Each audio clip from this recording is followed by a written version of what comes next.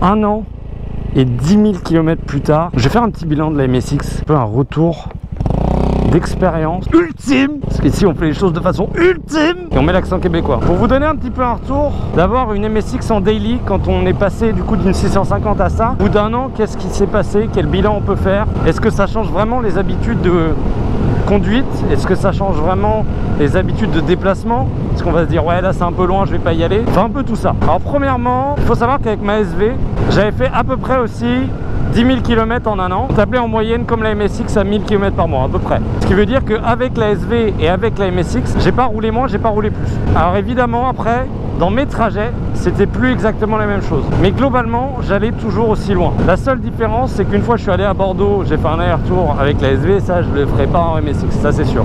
Mais dans mes habitudes de déplacement, je fais beaucoup de villes, je fais pas mal de périphériques, je fais également pas mal d'allers-retours entre Nantes et Saint-Nazaire. Et avant avec la SV, je les faisais sur la 4 voies, ça me dérangeait pas. Là maintenant MSX, j'évite le plus possible la 4 voies. C'est clair et net que la vitesse de pointe n'est pas la même, le confort de conduite n'est pas la même. En revanche, en ville, c'est The Beast.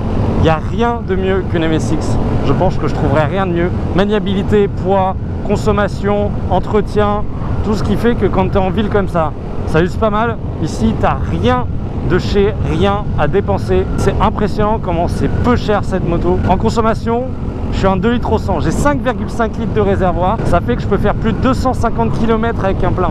Je suis jamais allé au-delà de 4,5 litres de plein que j'ai dû mettre dans la moto et j'ai déjà dépassé les 250 km, ce qui veut dire qu'il me restait au moins 1 litre, donc je pense que les 300 km se dépassent avec cette moto. En termes de confort, moi j'ai la chance que j'ai une selle qui n'est pas d'origine, j'ai une selle perso, ce qui me permet de me mettre un peu plus en arrière en termes d'assises et donc je suis un peu plus confortablement installé, elle est plus moelleuse. J'ai essayé une selle d'origine, c'est pas ouf, j'ai l'impression d'être sur le réservoir par rapport à la mienne pour vous dire, mais pour moi pour faire de la route tu peux.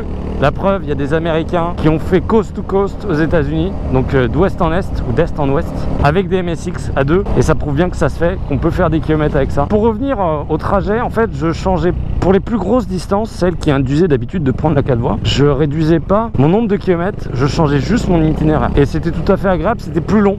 Par contre, il faut s'attendre à des chemins plus longs. C'est un plaisir différent en fait de rouler déjà en 125 et surtout en MSX. On n'apprend pas de la même façon la route. Et si vous pouvez, ne serait-ce qu'une fois, d'avoir une MSX, ne serait-ce que pendant un jour, une semaine, voire même en acheter une, vous verrez que pour moi, on voit plus la route de la même façon, on prend plus le même plaisir. Il est très différent. Et de toute façon, en 125, c'est un peu le cas, mais surtout en MSX avec l'aspect de la moto en fait.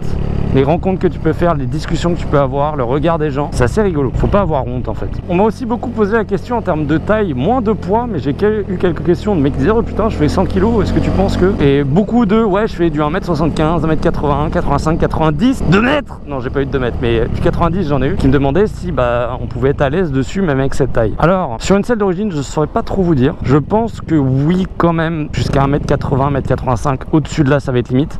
Avec la mienne tu peux faire 1m90, je pense que ça passe largement, l'avantage de la selle qui a été un peu rallongée. Mais je dirais que la MSX pour moi de toute façon c'est pas une moto qui est pour les enfants en fait. Tu verras très peu, enfants je dis les gars de 16 à 18 ans.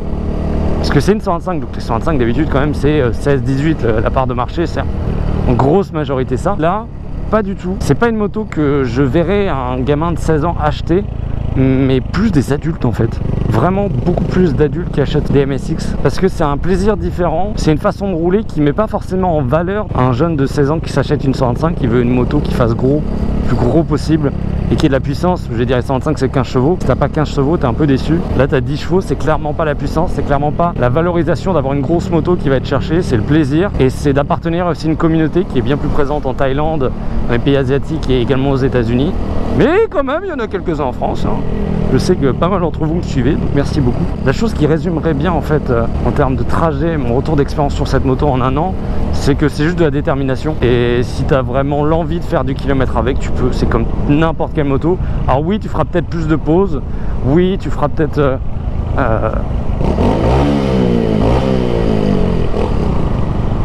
Oui, tu peux faire autant de kilomètres avec une grosse, peut-être pas qu'avec une Goldwing, hein, on n'exagère quand même pas, mais faire du 10-15 000 km par an MSX, c'est largement faisable. Faire des road trips en MSX, c'est largement faisable. Faut juste de la détermination, faut faire plus de pauses, faut prévoir le truc un peu différemment, les trajets un peu différemment.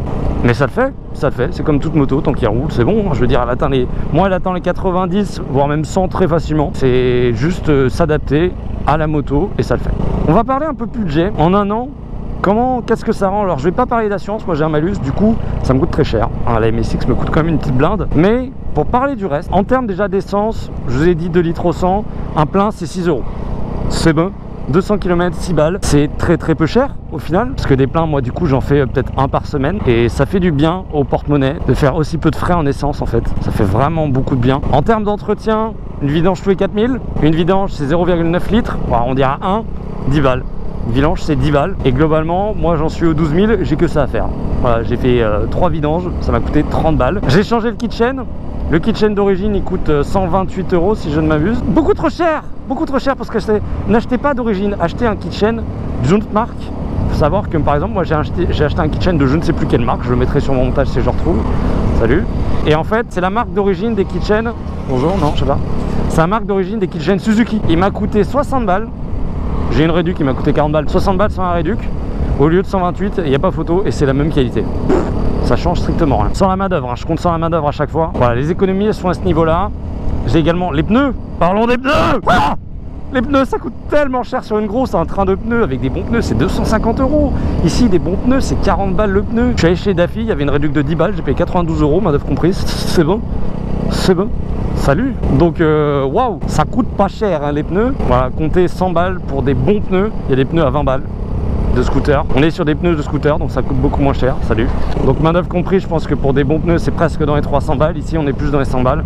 Tu vois direct l'économie. Je dirais aussi que c'est une moto qui permet d'apprendre énormément. J'ai beaucoup de choses, notamment glisser de l'arrière, lever, des choses comme ça, que j'ai beaucoup moins de mal à faire avec cette moto de par son poids en fait, qui est beaucoup moindre. Ce qui fait qu'on arrive à une moto qui permet beaucoup de choses, qui permet énormément d'erreurs. Si vraiment vous voulez commencer le stunt, commencer à apprendre certaines choses, certaines techniques, même poser le genou, bah c'est plutôt pas mal comme moto quoi. C'est pas la meilleure des motos, mais c'est une des motos qui en plus de tous ses avantages peut vous permettre d'apprendre ça. Et c'est une moto qui est super customisable, que ça soit à mon niveau avec des petits trucs ou vraiment radicalement pour lui donner un tout autre style. C'est le genre de moto où tu peux te faire plaisir et la rendre unique en fait, à petit prix. Tu as un budget de 1000, 1500, 2000 €. Bah déjà la moto elle ressemble plus à ce que c'était avant. Je parlais des trajets tout à l'heure, mais j'ai beaucoup parlé des trajets solo. Mais qu'en est-il des trajets en groupe? Parce que moi il faut savoir que je suis dans un groupe nantais et que on fait des rassos toutes les semaines et que je suis, je crois en ce moment, la seule des 125 qui vient. Le reste c'est que des plus grosses motos. Et comment on fait pour rouler bonjour. Comment on fait pour rouler avec ce type de moto avec des grosses? Bah c'est comme une 125 en fait. Faut juste que le groupe soit au courant, qu'il l'accepte. Le plus souvent en fait j'essaye de me mettre devant, d'être le premier qui amène tout le monde. Et comme ça tout le monde se met à mon rythme. Voilà, c'est le petit conseil que je vous mettrai. Si vous allez quelque part, si vous n'êtes pas en mode grosse arsouille, nous souvent on va d'un lieu à un autre. Et du coup bah, c'est juste un déplacement classique. Et se mettre devant, rouler à 90, 100, et ben ça le fait totalement. Voilà, c'est pas une moto qui empêche de rouler avec des gros cubes. Pour moi la vitesse de pointe est suffisante. Du moment que tu atteins 90 voire 100, c'est bon. Et il faut savoir que cette moto, au rupteur de la 4ème, parce que ça a que 4 vitesses, oui je me gratte le nez en vidéo, on s'en bat les couilles. Au rupteur de 4ème, elle a 130 compteurs pour moi, et j'ai regardé, vu que j'ai un boîtier Pégase sur ma moto qui me permet de voir la vitesse GPS, ça fait 114 km à l'heure GPS, bah c'est très bien, c'est très bien. Le seul gros défaut que je trouverai à cette moto, c'est son prix d'achat, qui reste assez haut. C'est une moto qui décote assez peu, qui reste assez cher à l'achat, mais c'est comme tout, t'es pas très content quand tu l'achètes, t'es un peu plus content quand tu la vends, parce que tu perds quand même assez peu sur tout ce que tu as acheté. Et non, cette moto me fait pas regretter d'avoir eu une plus grosse moto, clairement pas. C'est juste très différent, et que ça soit une grosse ou une petite, j'apprécie autant les deux. Et si j'ai oublié des trucs, bah j'ai rajouté en voix maintenant, voilà, parce que je suis pas doué, que j'ai pas préparé énormément cette vidéo, soyons honnêtes, et que du coup bah je risque d'avoir oublié certains petits trucs. En tout cas j'espère que ça vous a aidé à savoir si c'était pour vous, ça vous a aidé à appréhender un peu plus la moto, que si vous êtes sur un gros cube, est-ce que ça fera pas trop mal et trop regretter d'avoir pris ça? Non. La réponse est non. Vraiment ma mentalité moi c'est de me faire plaisir, et cette moto c'est vraiment la définition de ça. C'est on s'en bat les couilles de la puissance, on s'en bat les couilles de la valorisation, de la plus grosse, de ce que tu veux, qu'il y a un peu dans le monde motard quand même. C'est un peu celui qui a la plus grosse, la plus puissante, la plus rare. Et ben oubliez un petit peu tout ça et faites-vous plaisir. Avec Pamprenelle. Oh oh oh, Pamprenelle. Et Nicolas. Toujours pas aller acheter des viennoiseries ici, il faut que j'y aille. Si vous êtes sur Nantes, allez acheter des choses chez Pamprenelle parce que c'est drôle. Et je ne suis pas du tout en partenaire avec eux. Rien ne m'oblige à dire ça, mais c'est juste que ça me fait marrer. Voilà. Et dites-leur de s'abonner à ma chaîne. Bon, en tout cas, je vous fais des bisous. Je laisse la voix dire si j'ai oublié des choses. Et sur ce, la bonne cloche, mets-la toi. Hein? On fait ça? Allez, des bisous.